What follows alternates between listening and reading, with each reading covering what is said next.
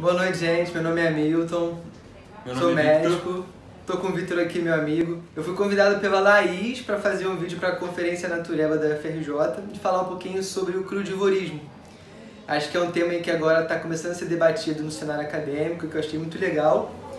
E a gente vai falar hoje um pouquinho para vocês o que é esse crudivorismo, o que tem por trás disso, o que as pessoas comem, né? Se é vegano, se não é, dá para ser crudívoro ou não, no mundo de hoje, né? E por que eu escolhi essa alimentação. E aí depois eu vou pedir um pouquinho pro Vitor falar um pouco da experiência dele, como é que ele entrou nessa. E vai ser um diálogo aqui mais solto, né? Então, começando, né? O crudivorismo, ele é, digamos assim, uma perna do veganismo, do vegetarianismo, né, na verdade, que ele só se baseia na parte da alimentação crua, né? Na verdade, o crudivorismo ele permite que você até aqueça os alimentos a certas temperaturas, próximo de 60 graus. Algumas linhas levam 40, 42 graus, mas tem alimentos que são permitidos uma temperatura um pouquinho maior. E por que a gente não cozinha, né? Ponto principal. O crudivorismo ele traz a ideia de manter o alimento vivo com toda a capacidade energética e enzimática dele ali, né, da sua constituição. Então, quando a gente aquece muitos alimentos, a gente acaba desnaturando algumas proteínas que são enzimas, certo? É muito comum a gente ouvir falar do abacaxi, que tem a bromelina, né, uma enzima digestiva, o mamão tem a papaina. Quando você aquece e desnatura essas proteínas, você acaba perdendo o potencial benéfico dela para você. E o crudivorismo ele traz um pouco disso. Né? Eu acho que assim, o carro-chefe do crudivorismo é você manter os alimentos vivos com seu potencial enzimático. Essas enzimas, consequentemente, quando você as ingere in natura, elas facilitam o teu processo de digestão.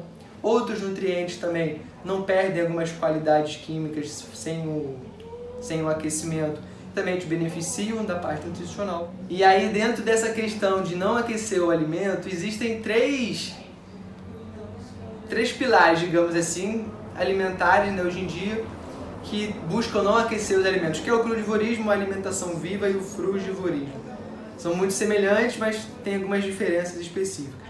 A alimentação viva, eu vejo ela, achismo meu, tá? Assim, do meu ponto de vista. Eu vejo a alimentação viva usando muitos brotos, né? Ela usa muita germinação. A ideia da alimentação viva é justamente essa, né? A palavra viva traz isso, que é você produzir aquele alimento e ele vai ter um potencial de gerar vida, né? Então a alimentação viva ela guarda muito essa questão de gerar brotos. Você vai tentar ali fazer algumas alquimias, usa muita fermentação com os alimentos. São métodos que vão facilitar a sua digestão, vão gerar ali um alimento com uma capacidade digestiva um pouquinho maior, com alguns nutrientes mais biodisponíveis, vai facilitar a tua ingestão e a absorção daqueles nutrientes. Ao mesmo tempo, eu vejo que a alimentação viva, ela ainda usa uma carga um pouco mais alta de óleos, alguns temperos, uns condimentos, que eu acho que facilita muito o contato inicial de uma pessoa, né, com uma alimentação crua. E aí depois ali, adaptado na alimentação viva, eu vejo muita gente migrando para o crudivorismo porque se apaixona por essa questão de comer alimentos crus, né? E chega até o ponto do frugivorismo. Frugivorismo é uma alimentação em que a base são frutas e folhas. No caso, você já tira bastante sementes e oleaginosas, porque nem sempre você germina no frugivorismo, né? E o frugivorismo ele traz a ideia de uma aproximação genética, digamos assim, né? Se você pega aí a biologia, nosso DNA é muito semelhante de alguns primatas, principalmente os macacos, bonobos, né? Eles têm um DNA muito próximo ao nosso, embora esse 1% seja gigante, né, a nível biológico, mas é uma porcentagem muito próxima. E aí a gente tenta olhar a alimentação dessas espécies e se aproximar. E aí entra o frugivorismo, né? Então a gente quer se assemelhar a uma espécie, a uma alimentação de uma espécie que está inserida no ambiente dela. O que seria o mais natural, né? Olhando assim os nossos parentes mais próximos assim, da biologia. Seria comer frutas e folhas em abundância, poucas sementes, né, poucas oleaginosas. E aí o frugivorismo traz um pouco mais dessa identidade, com as frutas em abundância e folhas, né, deixa um pouquinho de lado semente, germinação e brotos, que o crudivorismo e a alimentação viva tem. Bom, falando um pouquinho dessa parte inicial toda, a gente vai focar acho que um pouco aqui mais na parte do crudivorismo e do frugivorismo. Vou contar um pouco da minha história e depois o Vitor vai falar um pouquinho da dele. Ou se o Vitor quiser começar falando da dele também, já falei demais, pode ficar à vontade. O que você acha? Pode ser? Pode ser, então. E aí, eu sou o Victor, eu sou o chefe de cozinha e eu iniciei meu trabalho simplesmente cozinhando numa cozinha convencional e depois eu fui para uma cozinha vegana, que é um restaurante que eu abri, e com isso eu comecei a ver que eu não precisava comer tanto, não precisava ficar tão cansado todo dia comendo, tendo que parar para preparar algo para eu comer. Aí eu falei, vou começar comendo uma coisa mais prática. Então, simbioticamente, eu já comecei a pegar e comer mais frutas, comer verduras, tudo mais cru, em mais quantidade. Então isso me trouxe muito uma facilidade em ver que eu tô me sentindo bem, não tô cansado, não tô com sono, comecei a dormir menos horas e comecei a me sentir melhor. Então foi muito por osmose mesmo, que eu fui comendo e sentindo e sabendo que aquilo estava me fazendo bem. Então eu depois comecei a estudar, depois comecei a conhecer gente que comia só fruta também, como é que é isso. Aí depois veio o Newton, veio o Manu, aí eu comecei a conhecer todo mundo e aí sim eu comecei a entender como é que funciona.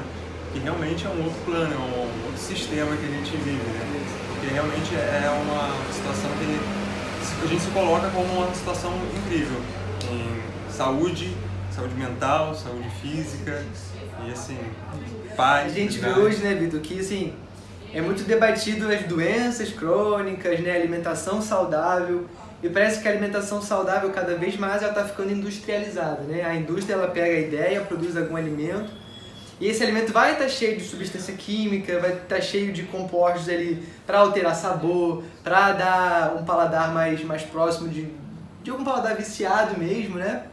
E com a ideia de que é mais saudável, né? E a alimentação crua, ela simplifica isso por completo, né? O crudivorismo simplifica qualquer industrialização. E aí esse se sentir bem, né, que você fala, eu acho que é o que não faz com que as pessoas saiam do crudivorismo depois que experimentam. É você entrar numa alimentação completamente crua, com alguns processos ali de fermentação para facilitar um pouco mais a digestão, às vezes aquece um pouco alguns alimentos, mas é esse bem-estarismo que o crudivorismo e o frugivorismo gera que não faz com que a gente largue ele. E aí a gente sente na pele, melhora, né? Tanto na qualidade da pele como a vitalidade, né? Assim, a vitalidade de comer os alimentos crus, cheios de enzimas, né? Hoje a gente sabe que é pregado para ter uma alimentação rica em frutas, em folhas, em vegetais. E o crudivorismo e o frugivorismo é basicamente isso, né? Você vai consumir aí não só 7, 6, mas é a base da tua alimentação.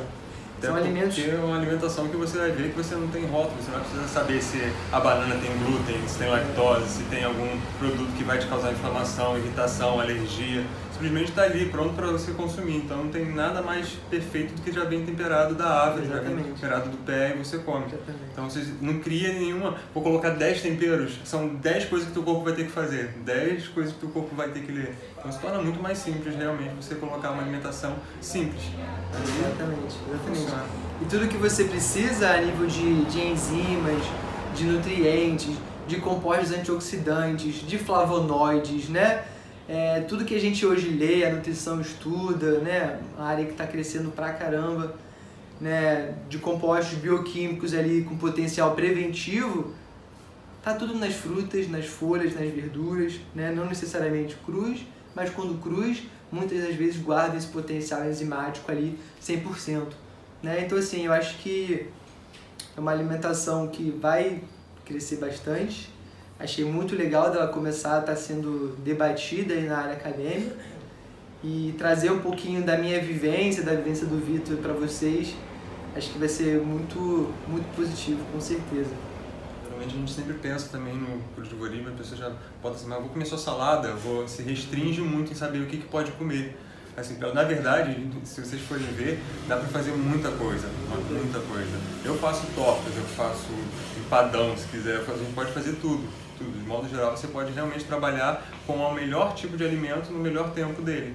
Então é só saber algumas técnicas, a gente pode colocar probióticos, germinados, fermentados, nada mais que são técnicas além de só cozinhar, fritar, assar, que a gente tem o hábito de fazer. Então, a gente mudando um pouco essas técnicas, a gente pode ver. Por isso que nunca existia antes kombucha, por exemplo, no mercado. O que era isso? Ninguém faz ideia. Agora, em qualquer lugar que você vai, você acha. Então, assim, já estão entrando probióticos, já estão entrando pré-bióticos, já estão entrando todas as bactérias necessárias, né? Que todo mundo tem bacteriofobia, né? Medo de bactéria, né? Mas não, a gente é mais bactéria do que célula, né?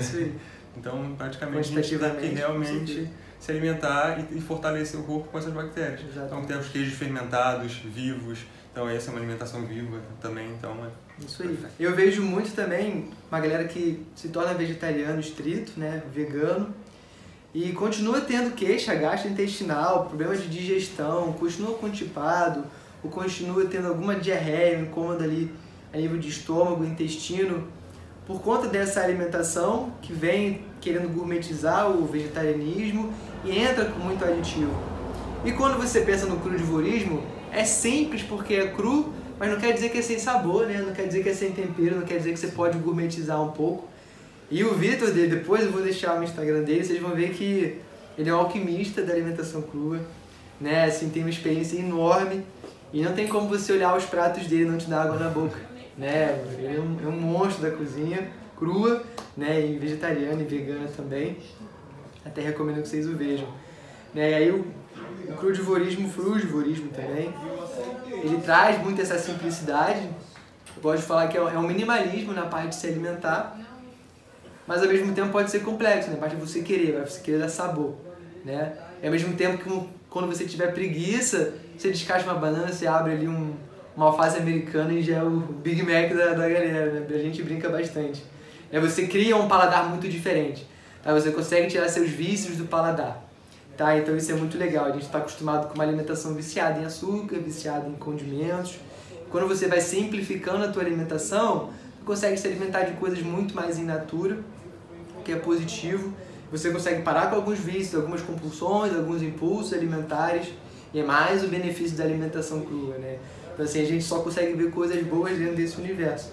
Então assim, experimentar vale muito a pena. Faz uma semana crua, faz uma semana fruge, né? Ou com alimentação viva, e vocês vão ver o impacto na saúde de vocês. Eu, quando virei vegano, sempre comia bem, mesmo onívoro, não tive diferença nenhuma na minha saúde. Eu falava, isso aí é balela de vegano, né?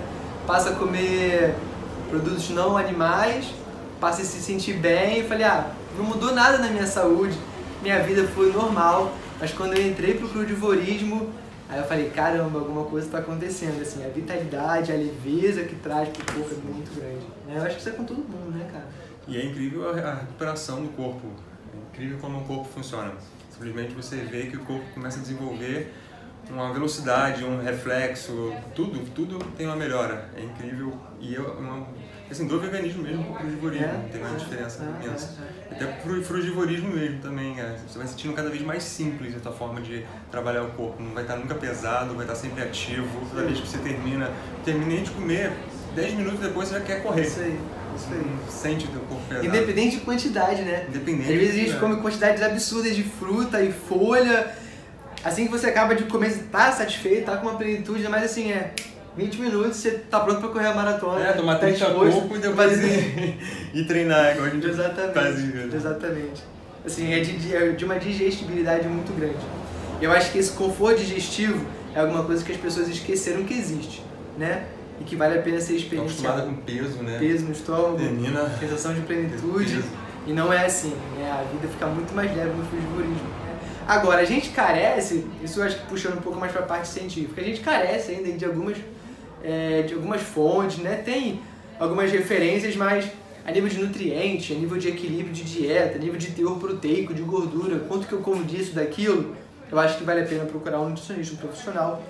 Porque se você não tem já uma experiência aí vasta, alimentar, já não foi nutricionista de outras épocas, foi complicado virar vegano, vegetariano, né? Tendo uma riqueza um pouco maior de alimentos, e você entra pro crudivorismo, pro frugivorismo, eu acho que toda a transição vale a pena um profissional, tá? Para você conseguir fazer um equilíbrio proteico, conseguir fazer um equilíbrio energético da tua dieta, tá? E não se afundar, se sentir mal, por quê? Não porque tá comendo cru, mas porque não tá com uma alimentação equilibrada e balanceada. Tá? Então quem quiser experimentar, se for ficar muito tempo, né, mais de uma semana, gostar, quiser ficar um mês, procura um profissional que vai valer muito a pena. Aproveita a conferência aí com vários nutricionistas, procura alguém que te entenda, né? Passa a tua questão para ele, fala que você quer experimentar. Se ele puder desenhar um modelo dietético nesses moldes crus, né? Acho que vai ser sensacional, a experiência vai ser boa. E provem um rango bom.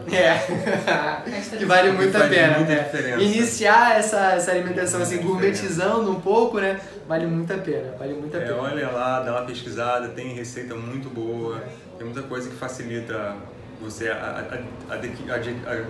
aderir à tua vida com facilidade, porque a maioria das pessoas come um prato ruim e fala, eu não vou comer isso não. Na verdade não, só foi mal preparado. Então como qualquer outra coisa pode ser mal preparada. Até uma pizza pode ser mal feita e a pessoa não gostar. Então é a questão de coma bem. É isso. Que faz bem. Tá bom, gente. Agradeço muito o convite, Laís, mais uma vez. Conferência aí Natureba da FRJ, muito obrigado pelo convite. Espero ter alcançado aí o objetivo de sanar algumas dúvidas. Tentei fazer aqui um bate-papo bem light com o Vitor, que já está nesse caminho também há bastante tempo. E é isso aí, galera. Qualquer coisa, a gente vai fazer uma caixinha. A Laís prometeu para responder dúvidas, fazer umas questões aí durante a semana. E quem tiver dúvida, deixa nos comentários que a gente responde tudo depois. Valeu! Valeu, galera.